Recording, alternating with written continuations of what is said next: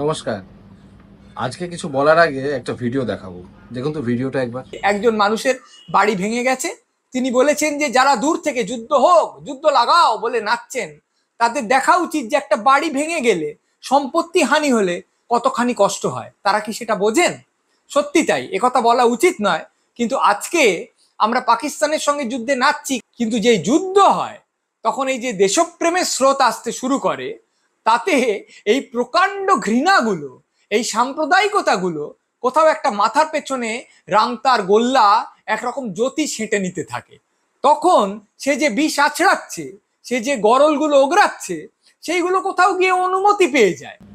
আর এই যুক্তিটাকে সাপোর্ট করছে দেখবেন, তাকে একবার দেখে নিন নিজের চোখে একবার।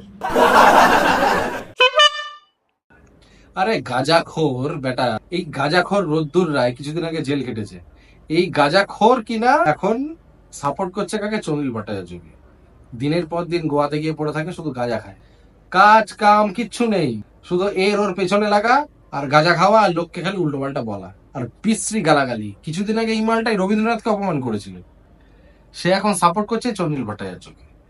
চন্দ্রিলের এই উল্টো পাল্টা বক্তালি সাপোর্ট করছে রোদ্দুর রায়। আরে চন্দ্রিল ভট্টাচার্য, আমি আপনাকে একটা কথা বলছি। ধরুন আপনি সেদিনকে কাশ্মীরের পেহেলগাঁওতে ঘুরতে গেছেন, দাঁড়িয়ে আছেন পেহেলগাঁওতে, সবুজ উপত্যকার উপরে আপনার পিছনে একটা AK-47 ঠেকিয়ে বললো যে আপনি কে, হিন্দু না মুসলিম, বলার সাথে সাথে এখানে একটা গুলি। তখন বসে বসে এই ঘরের মধ্যে বইগুলো পিছনে রেখে কথায় কথায় কাফকা, পাবলো পিকাসো আওড়ে এই কথাগুলো বেরোতো? আমি আপনাকে ডিরেক্ট কোশ্চেন করছি, বেরোতো কথাগুলো? বেরোতো? বেরোতো না। রাত্রে পড়াশোনা করেন, দু তিনটে ওই অজানা নাম যেগুলো আমরা সাধারণ মানুষরা শুনিনি, সেগুলো একটু মুখস্থ করেন, এসে পরের দিন সকালে টিভির সামনে এসে আওড়ে দেন। নিজেকে খুব জ্ঞানী ভাবেন নাকি? একগাল দাড়ি নিয়ে মানে সরু সরু গলা করে চিৎকার চিৎকার করে বলা, আপনি নিজেকে খুব জ্ঞানী ভাবেন নাকি? আর কথায় কথায় বাঙালি গেল গেল রব। আপনি তো রবীন্দ্রনাথকেও ঘৃণা করেন, ঘৃণাই করেন, ওইসব এনিয়ে বেনিয়ে আমি বলতে পারি না, ঘৃণাই করেন। আপনি রবীন্দ্রনাথকে সহ্য করেন না। কেন করেন না জানেন তো? আপনি মনে মনে রবীন্দ্রনাথকে ভালোবাসেন, আপনি দেখান আপনি রবীন্দ্রনাথকে ঘৃণা করেন, কারণ আপনার অকাত নেই রবীন্দ্রনাথের ধারের কাছে আসা। সব বাঙালি রবীন্দ্রনাথকে ভালোবাসে, আমি একটুখানি অন্যরকম ভাবে বাসবো, আমি ওনাকে ঠিক ইয়ে করবো না, আমার স্ট্যাটাসটা অন্য জায়গায়, এরকম ভাবেন নিজেকে নাকি? দু পয়সার লোক আপনি, দু পয়সার লোক। দুটো গান লিখেছেন, আপনার গান পাতে দেওয়ার মতো না, দু পয়সার লোক।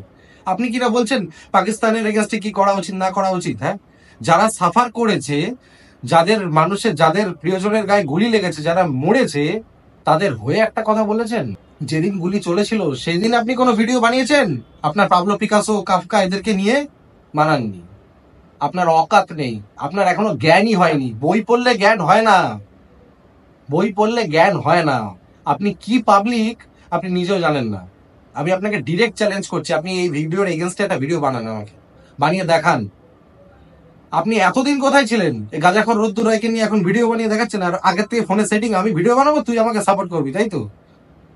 কেন আমরা পাকিস্তানের এগেনস্টে লাফাচ্ছি? কেন আমরা পাকিস্তানের এগেনস্টে লাফাচ্ছি? বেশ করেছি, লাফাচ্ছি। আমাদের ভারতবর্ষের মানুষের গায়ে হাত পড়েছে, তাই আমরা লাফিয়েছি। আপনার মতো চিন্তাধারা থাকলে নেতাজি সুভাষ বসু হাত গুটি বসে থাকতো ব্রিটিশদের এগেনস্টে। আপনি তো আবার এইসব মানুষদেরকে আবার খুব একটা পছন্দ করেন না। আপনি রবীন্দ্রনাথকে একবার বলেছিলেন না, আপনার একটা ইন্টারভিউতে, আপনাকে মনে করে দিচ্ছি, রঞ্জন বন্দ্যোপাধ্যায়ের একটা ইন্টারভিউতে আপনি বলেছিলেন প্রডিউস মোর, প্রডিউস রাবিশ, রবীন্দ্রনাথ ঠাকুরকে। আপনার অকাত আছে? অকাত আছে? এতদিন মুখ গুজে বসেছিলেন গর্তে, এখন এসে ভিডিও বানাচ্ছেন রোদ্দুর রায়কে আগের দিন ফোন করে যে আমার ভিডিও সাপোর্ট করবি ফেসবুক পেজে। হ্যাঁ, একটা ভিডিও বানান, কেন আমাদের ভারতবর্ষের মানুষের গায়ে হাত উঠেছে পাকিস্তান থেকে, বানান। এসব ন্যাকার কথা কেউ শুনতে চায় না। আপনার ওই জ্ঞান আপনার পকেটে রাখুন, বুঝলেন? চন্দ্রিল ভট্টাচার্য, আপনাকে বলছি, আপনার পকেটে রাখুন। আর আপনারা বিচার করুন, অডিয়েন্সরা। চন্দ্রিল ভট্টাচার্য যে কথাটা বলেছেন, এই কথাটাতে আপনারা কতটা ওনার কথার সমর্থন করেন আর কতটা করেন না, আপনারা কমেন্টে জানান। আজকের এপিসোডটা এই পর্যন্তই থাক, আজ আর কিছু ভালো লাগছে না। নমস্কার, আরেকদিন আসবো নতুন এক এপিসোড নিয়ে। আর সাবস্ক্রাইব করা না থাকলে অবশ্যই সাবস্ক্রাইব করে দেবেন। নমস্কার।